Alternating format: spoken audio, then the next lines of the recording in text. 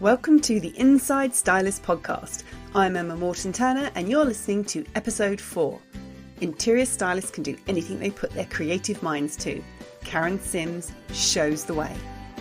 Now, I just want to quickly, before I start playing the recording, apologise for a little bit of crackling noise that comes up in the middle of this episode.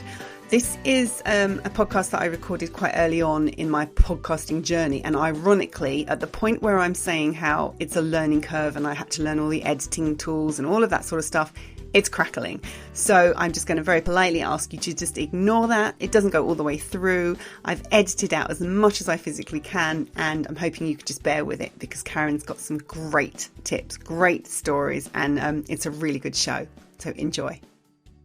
Welcome to the Inside Styling podcast. Today's guest has been a interior designer, interior stylist, designer, and now a shop owner. She's had her house as a location since 2005, and she's met quite a lot of people over that time, I should imagine. Today's guest is Karen Sims. Hello, Karen. Hello. So this is we've been chatting before we started recording, and Karen has been doing lots of different things. You've got lots of different hats that you've worn, and I almost don't know where to start. I think it's really interesting to know where people came from in the very beginning. Right. Okay. So you went to Central St Martin's. I did. It was called St Martin's then. That's how long ago it was. St Martin's School of Art, and I studied graphic design. I did Graphic BA design. in graphics. Yeah. My daughter wants to go to Central St Martin's. Oh, That's so her great goal. there. It's so great. My daughter went there. Oh, did she? she? Did fine art though. Yes. My eldest daughter. Yeah. Yes. You've got 2 daughters, haven't you? I've got 3. 3 daughters? Yes. Are they all creative and arty? English, TV advertising, and fine art. Yeah. So creative industries, definitely. So you started with with graphic design. How did you come to do interior styling? So I was working in I've been working in graphics for years, and at the point where I began to go freelance, I was doing annual reports, and they were just far too intense to be doing with 3 very young children. Yeah. And so I gradually sort of trailed off from doing that. I did some book design, I did some exhibition design, I did various different things. And then I just took a bit of a break and I stepped back. And at that point, I was actually doing all the location work. That had started. And I was really fascinated by people coming in and completely transforming the house. It was really inspiring, really amazing to watch. And so at that point, I did some retraining. I went to KLC, at Chelsea Harbour. Yes. And I did some interior design training. And then I set up a company called Your Home Style and started doing interiors. And the interiors began to morph into styling work. And the reason for that was because I just have a lot of friends who are designers and needed some, started saying to me, okay, you're doing interiors, could you make this look good for us, Yeah. And my husband's got a company. I did some work for quite a few of his clients as well. What does your husband do? He's got a branding agency called Brand Point, and they do lots of different types of brands, foods. They do work for Energizer. Lots of companies in Ireland, strangely. I don't know why, what that link is. But anyway, so for various reasons, and also because I knew stylists here, I guess I met people, and I started doing a bit of styling work, and that didn't last very long because then I suddenly got the idea to do the shop. Suddenly this became all-consuming. Yeah. And although in my head I was going to carry on doing both, the shop's been really overwhelming. It's gone well, and I'm really enjoying it. So that is where my focus is now. So anyone listening who doesn't know about your shop, it's called Know and Love, and it's at knowandlove.co.uk. That's full spelling of and. Do you want to describe the kind of things you sell for anyone who hasn't seen it before? Okay, so we sell handcrafted, generally locally made, but not exclusively, products by small makers and designers. And the idea from that came from me talking to Tim about, because of the way my career's gone sort of through different hoops, I just know a lot of different people. And the thing about creatives, and most stylists will know this, is they're makers, they're creators. Yes, there's an urge there. Most of us do crochet or make things or whatever, even if it's just with our kids, making things. I have a theory that all stylists have a side hustle that's backburning in their brains. Quite a lot of them are florists. Oh yes, florists and big woolly jumpers and hand knitting and it just comes out knitting somehow, doesn't it? It has to. Just work isn't enough. There needs to be another creative outlet. Absolutely, yeah. So we suddenly realised just during conversation that we know all these people who make stuff, and we were talking about it. And we were talking about how could we get that stuff out there. And in my head, I was thinking about including it in the styling work, you see. Yes. And he was going, what do you mean sort of selling it for them or representing them or something? And I went, well, I don't know really, but it's just all these people that we know and love. And he went, well, there's your name. Yes. Because he's a branding agency, so that's how his brain thinks. Quite quickly? Because names are really hard to find. I mean, when I was trying to find the name for Inside Stylist, I went through a lot of iterations. Yeah. Oh, Inside Stylist is great. I love thank that. you. Well, it's like the inside track, isn't it, for everybody? Yeah. No, it's really funny because for the interior design company, I literally couldn't find a name. It took me forever, and I'm not sure that I was ever that happy with Your Home Style either. But this one came immediately. It came from this conversation. And as soon as we discussed it and realised that that was going to be the theme, it all just came together rapidly. Did you lie in bed and go, yes, that is the right name? Yeah. Because that's what I used to do. I'd lie in bed thinking, no, that one's no good. And, oh, no, that one's no good. And it would roll over in my head, but it's when it's those quiet moments when you haven't got a phone or a pen or you're in the shower or the bath, or that's when it all kind of, it settles into your brain. And once you have a name, you can kind of visualise what it's going to be. Absolutely, yes. Yeah, it just all came together from that one conversation. Yes. It's like, it's good having a husband who does branding. He's very useful, I might have to have a word with him. I think he could be very useful. He's really good. He's actually really supportive as well. Yes. He's fascinated by what I'm doing, and Do you know, I think I could do a whole podcast with people just about interior stylist or creative husbands. Yeah, and they actually have to put up with a lot, kids. really. Yeah, they all have to. And if you've got a location house, yes. I mean, there's a lot of putting up to do. Oh my goodness! Because really, you obviously have to be obsessively tidy. Yes. I am. Are you naturally tidy? Yeah, I'm really got problems there. Definitely, there's something going on. When I've Tic Tac have delivered before, Robin would always say there's two types of stylists. There's the stylists who are really clean and tidy and their houses always look like a location house, or there's the messy ones. And I go, yeah, look, just close your eyes, Robin. Stop looking and don't look in that room. I'm going to close that door. I'm definitely the other way. Oh, that's really funny. Yeah. It is interesting, isn't it? Yeah. So the shop has. You were telling me about the criteria. Do you want to tell people about the criteria, because that's really interesting? Right. Okay. The criteria for the shop is that we know who makes our products, we know how old they are, and we know how many hours a day they work. We don't want to be selling at a great big margin products that are made by children somewhere very far away. Yeah. So all of our products are made by people that we know and love. They're people that either are very local to us or are friends. Some of them are family, actually. There's people in my family. Either that, or they're people who have a social cause. So we sell our Mifuko baskets. They're made by women in Kenya. The whole operation is World Fair Trade Organisation accredited. The two Finnish women are passionate about the design of it. So there's a really good thing going on there. Our lighting, for instance, is made by Graypants, who are in Amsterdam. It's made from recycled cardboard, and it's made in a workshop with people who've been invited to come in and train up because they're finding it difficult to get into work. So there are some really, really good stories behind the products. Yeah, lots of them are like that. Must feel good. Must be a really good feeling to be supporting these kind of artisans. Well, also, I always thought that I would be terrible at standing in front of people and selling things. But actually, when you've got all these stories to tell, it's like falling off a log. It's great. Because they get drawn in and they go, oh, really? They're holding the thing and they're going, what? This was knitted in Clapton. Amazing. What? From recycled T-shirt yarn? And it's interesting to them. So you have a favourite product from your ranges. We're going to talk a bit more about styling, but we've kind of gone down this road here, and you've just shown me these beautiful glasses. They're from Poland, right? Well, they're made in Poland, but the design is by my friend Ines, who lives in London, and she this is her first product. What's the brand called? The brand is called Huta, which is Huta, and it means a factory that's got a furnace in it. It means a way of producing things with a furnace. Right. So these are all individually hand-blown glass products, and there are two ranges, and I've got the Mill range, MIL, and the basis of the range is that it's a breakfast set. So there's a little milk jar with a little lid. Yes, it's beautiful. I'm saying little like it's very twee. They're so sweet. Yeah, they're very absolutely sweet. Beautiful designs. And the glasses, the drinking glasses, are really clever. Yeah, the drinking glasses are called totem because they're all shaped slightly individually and they stack into a totem pole. Yes. And they look great just on display. Yeah. As well as sort of being, and they're the perfect shape for beer, craft beer Are testing. they? Well, because my daughter is actually, she makes beer, and she went, oh my god, I know what those are for.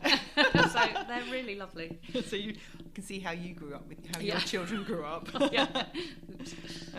So we met, I think we kind of had spoken on the Facebook group, but we'd actually met the first time when I came to your house as a location. I was shooting with Talking Tables, and I think we were shooting the spring range that's just come out now, so it must have been over a year ago. Yeah. So we met a year ago when I was shooting for Talking Tables, and we were shooting spring summer ranges. And while we were shooting, you were kind of styling some of the products shooting them, and your daughter was, I don't know if she was being a hand in the, she was like a hand modelling. Probably, yes. So do you take the shots of all of the products for your, and do you have training for photography? Did you teach yourself? When I did graphics, yes, so long ago, that it was before computers and things, and if you wanted an image, you couldn't go online and find one. You actually, and you couldn't really share images very easily either, so you literally had to be able to do photography if you were a graphic designer.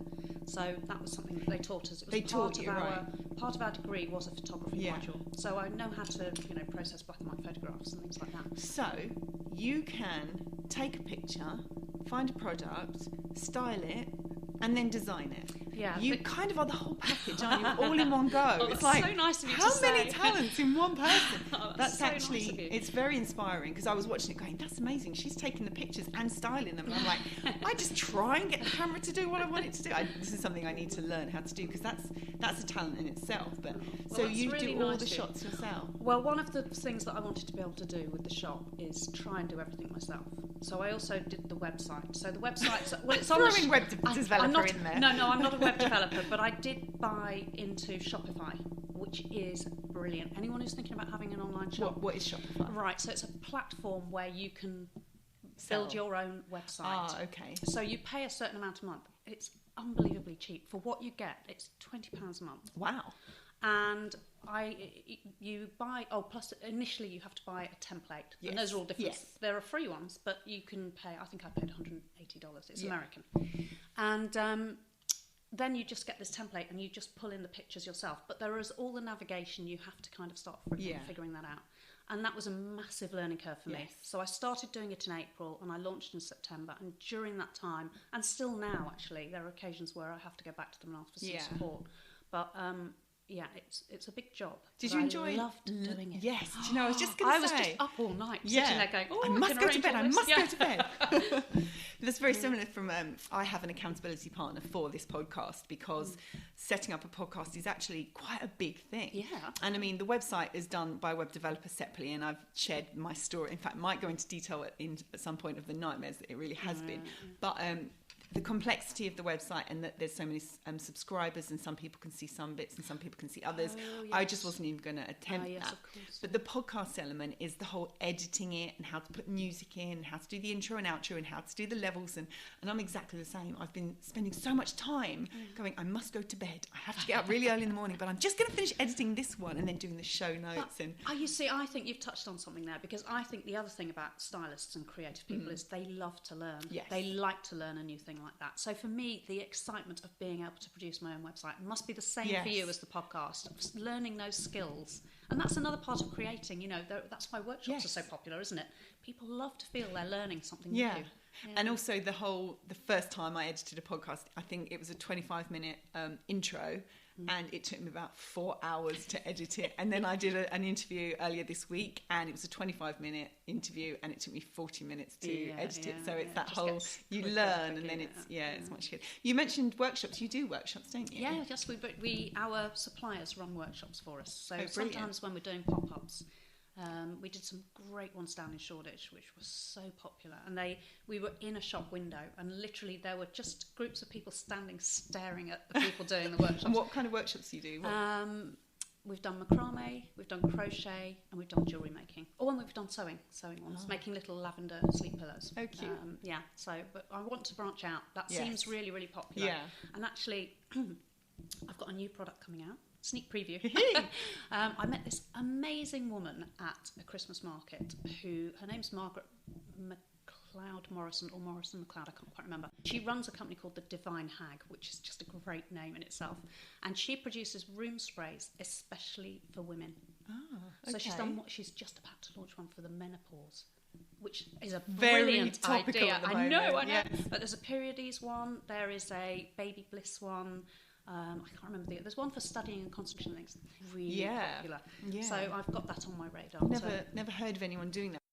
You mentioned you've got 3 daughters, and you've had the location since 2005. So your daughters would have been quite young when that was happening, and obviously you had other full-time work at the same time. How I as a mum have found the whole mum guilt thing and working and the balance. I hate to use the word balance because I don't believe in work-life balance. I believe it's life. But how did you kind of deal with being a mum working in this kind of industry? Okay, well, I think I've been very lucky with the guilt thing because my mum worked. My mum was a teacher. She actually did a degree, an education degree, while we were very little, while I was at primary school. She was always working, and I remember my dad looking after us a lot. She sometimes went away, and it was hilarious when she went away. He was a disaster in the kitchen, but it was brilliant. And so from that point of view, I sort of grew up with a mum who did work. I don't think I ever felt too guilty about it, actually.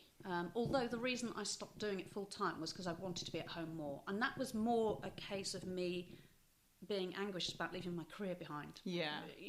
Rather than... So I found that bit quite easy. And one of the things I think... I don't know if this works for everybody, but with the location work, the girls were usually quite excited by it all. Were they? Yeah, well, having Christmas in July, they thought that was hilarious. And people bring dogs on shoot, and there are sometimes celebrities. Yes. We've had the odd person here. Yes, we've had that was something I was going to ask. Esther Ranson. We've had stars from some of the things like Towie and Coronation Street and stuff like that. And that's always a buzz. Yeah. We had Natasha Richardson here, and of course she's seen 101 Dalmatians. Yeah. So they were really excited about that. There's always stuff left over from shoots as well. There was one memorable occasion where Living Etc. shot here. Yeah.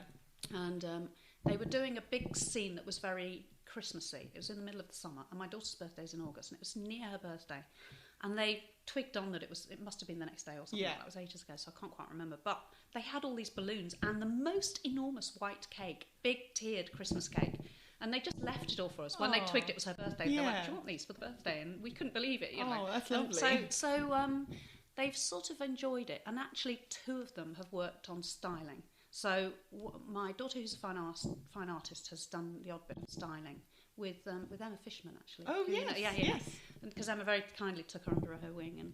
And then my younger daughter has done some helping out. Do you think that's because they saw it going on around them? Well, they've grown up with it, so they kind of know how it all works. And my older daughter, my middle daughter, Anna, who works now in TV advertising, definitely she works in the art production department. Right. So she's sort of doing the equivalent of styling, but on TV. So she definitely got the bug.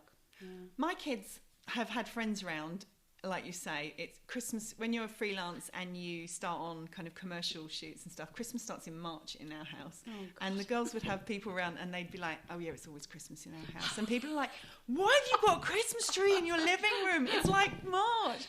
And they don't, and I think there's no way they're going to follow in any sort of styling. Really? Yeah, they've already said that they'll come and assist me. Oh, right. Which I don't know how that will work. I've taken them on a couple of shoots where I think they had an inset day and it just tied off, and it was with a client who I've worked with a lot, and I said they'll be good as gold. They'll bring laptops, they'll have chocolate and sweets, it'll be fine. And actually they were good. They were very good. Yeah. But it's kind of, I think it's quite exciting for children to see this going on. I think it is. They just take it in their stride. Yeah, mum's shooting, whatever. They've just seen it all before, so it's not. Yeah. But if someone came in who wasn't our children, they probably would be a little bit more awestruck. Yeah, of course. Yeah. So if someone wanted to become a stylist, say someone was assisting or they wanted kind of tips and stuff, what would you say would be a good thing to know or to do, like with regards to styling? Right, well, first of all, I think it looks very glamorous, but it's actually really hard work. Yes. Whenever because anyone you're says not finished till it looks good. Yeah, and it's all loading and unloading vans and lifting and carrying sofas and carpets. God, yes, I know. Flipping heck, and having to clean up afterwards and all this sort of thing. Yeah. So I think my first point of call was, how passionate are you about this? Are you the sort of person who actually, when they've finished watching film, what they remember is the sofa in the background? Yeah. Because if you're not that into it, you're not going to enjoy it, you know. And it looks really exciting. Yeah. But it's like all those great creative jobs. Unless you're really passionate about it yourself, it's hard work. Yeah, really hard work. It is. It's very hard work. When we're going back to the house as a location, you've had it as a location since 2005, and you mentioned that you had it on with one agency at the beginning. Can you tell me how you went about getting it on? Because if anyone's listening, because I think quite a lot of people do have beautiful houses because of what you do. But did you just get someone to come around and have a look and see if it was suitable? I mean, you obviously knew it was, but... Yeah, well, okay, so going back a little bit further, I worked in advertising. I was living in New York and I worked in advertising, and I was going into women's homes and shooting because my client was a women's TV channel.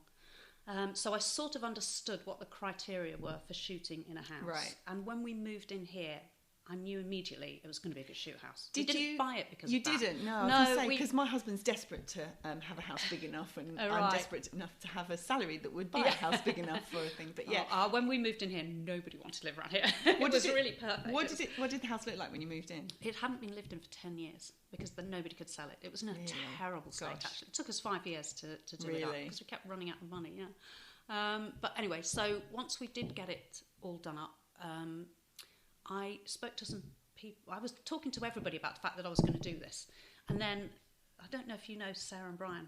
Everybody knows the Lordship Park location. Yes. Okay.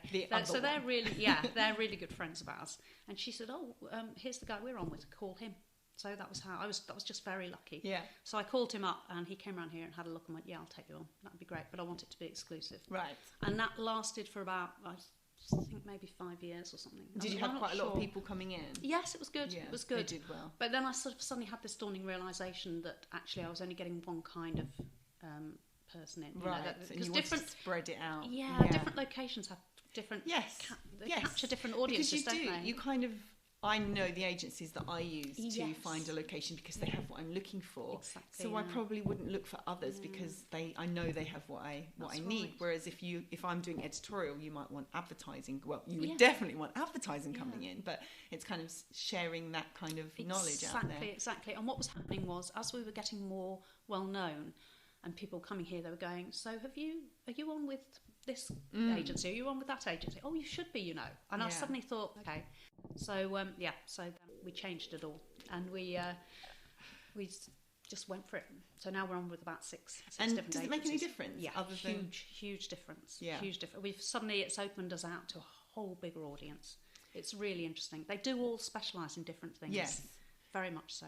And is it quite hard to keep on top of it with everything else going on with Know and Love and that? Do they just kind of give you a call and check it's okay that it's free? Yeah. No, do you know what? That part of it's always been easy. They're all really organised. Yeah. I mean, you'd have to be, wouldn't you? Yeah, I don't know how they do it. It's fantastic the way they organise it all. And for me, because I can be down in my basement working, and they're up here separate. just using the house, it just seems to work really well. Yeah, I'll just explain to anyone listening, Karen's got a basement in her house, and one half is the office and one half is a very organised storage where all the products are kept. So it's completely separate to the rest of the house. So that's right, you can have a shoot going on and people probably wouldn't even know you were there. Yeah, it's absolutely perfect, actually. And actually, going back to doing the shoots, that was one of the things that really sort of brought me into the world of styling. And, so it's worked really well as a career with two parts. Yeah.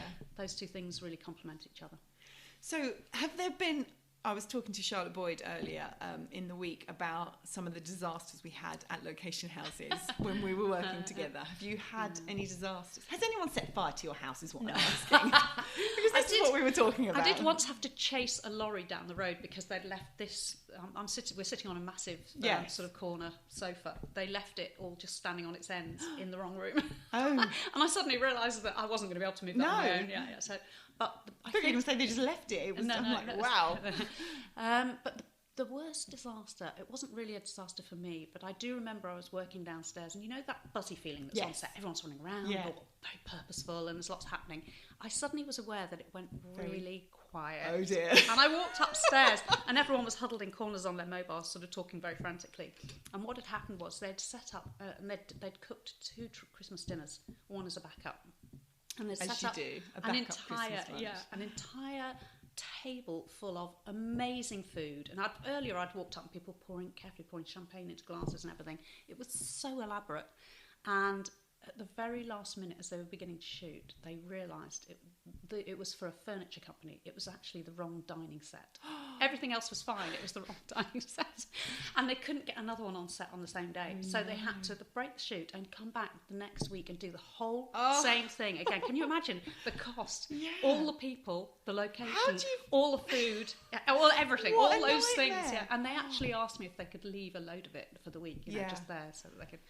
But that was probably the worst thing that's happened here. We haven't had any destructive disasters. No, nothing's got broken. I mean, you do expect your house to get scuffed up a bit. But then it also gets painted on a regular basis. Yes. People are painting all the time, you know. So that's interesting, because I've been on many shoots where the owners have been very, I'd say, uptight about general wear and tear, and I think you have to have a certain sort of leniency that you've got really a lot of people coming in, and I hope people listening can hear this and just chill. We will fix anything that breaks. Yeah, exactly. You know? You've got to expect. I mean, it's quite well paid stuff, and you're not having to do a lot, and there is going to be damage, isn't there? It's just, for me, that's so. Our stairs, they're just white painted stairs. And they're in a terrible state at the moment. We're just about to get someone who's going to come in and paint them from top to bottom, and I know it's going to cost a bit of money, but it's definitely worth it. Yeah, it's just what happens. It's either you kind of accept that it's going to happen, or you just get it redone. I like the idea of having someone come and touching up your paint changing the colour and putting it back. It's great. My house could really do with a bit of touching up right now. It's just not quite shoot worthy. The only thing that's really sad is when they put up some amazing wallpaper from somewhere like House of Hanging, and you're thinking, I want them to leave that, and you can't. Or you see them ripping it down again. Yes. Like, no, don't do that. Just leave it. Oh dear. So, as we kind of just wrap up, with regards to stylists and writers who are listening, can they approach you and borrow products for shoots and images? Please do. We do have that. We actually have a lot of that. People borrowing stuff, and you know, as long as it's credited, that's obviously a really good thing for us. So that would be amazing. We lend out a lot. Great. And they should just email you. Yeah, just email me, just Karen. Yeah, Karen at noandlove.co.uk, and that's and spelt fully. Yeah. Thanks. And the website again is noandlove.co.uk. Oh, and actually, while we're here, I might as well just share your Insta and your Facebook is No and Love London as well, if anyone wants to follow. But I will put all of these details in the show notes, so if you're driving or running, they will be written down somewhere. So I've got 2 more questions. They are, what's the best thing about starting your own business? Oh, it's the feeling of satisfaction that you've done everything yourself. Yeah. And you really have done everything yourself, though. But also being able to realise your passion. It is a bit of a luxury setting up your own business, because most, and certainly in my case, you do have to have some money to do that. And I took the money from the interiors business that I'd made on the interiors business and used that as my startup. So unless you go and get funding, which I think must be really stressful, I wouldn't like to be borrowing money from someone to do it. It's that feeling that you've done everything yourself and you've produced this thing from nothing. That's probably the best thing. Yeah. And also actually meeting people. Yes. Meeting people. It's amazing how much I've enjoyed doing that. That's surprised me. Are you always looking for new people to include, or are you kind of at limit at the moment? No, I'm always on the... I've just got this new room sprays. That's going to be good for us. And I've got a couple of other people that I've got my eye on that I've met at Christmas markets. Yeah. Do you go to Christmas markets to shop or to work? No, when I've got a stall there. Yeah. Right. Oh, right. Okay. Yeah. So from oh gosh, that's like last Christmas. Shopping while you're selling. Yes, yeah. It's exactly like that. You're always looking at the other people and they're looking at you. And I've made some really good contacts like that. And people are really generous. They swap advice and it's amazing, I love actually. That. Yeah, I love that. So my last question is, what's next? You mentioned a pop-up shop. Oh yes, my next pop-up shop is at West Elm in Kingston. West Elm are great. I hadn't even heard of them a year ago, but their community ideas are fantastic. And they have I didn't know that. Well, the one in Tottenham Court Road, which is that one with the big growing wall, on the right-hand side as you go in, near that growing wall, they've got a whole wall of local makers. Oh, have they? Yeah, small, really indie producers. Really cool stuff. Oh. So they're really committed to the community thing. They've got the person that I'm dealing with for this pop-up, is her only job is to sort out all their community offer. Oh, lovely. So they organise workshops and they organise, small companies to come in. So they give you a table and you can be there for a couple of days and, promoting yourself. It's really nice. Really? Yeah, so that's my next thing. And actually, I've just got to get some good press this year. Yes. So my first year was all about building the business. This year, I need to really get the name out. Oh, So well, I hope press, this helps. press. I hope all Yeah. the right press are listening and want to share that love. Oh, please. If anyone wants to talk about my company, please get in touch. Brilliant. Yeah, that'd be great. Thank you very much for your time. It's Oh, no, been brilliant. thank you. I'm very impressed. Oh, that's so nice of you. And thank you very much for the opportunity. Not at all. Thanks for listening to the Inside Stylist podcast. You can find Karen's shop at knowandlove.co.uk and on Instagram at knowandlovelondon, and that's all spelt out. You'll find all the links from today's episode in the show notes on insidestylist.com/Karen Sims. We love to talk to people in the interiors industry. Is there someone you'd like to hear from, a particular stylist or an industry expert? Then let us know and we'll see what we can do. Until next time, bye for now.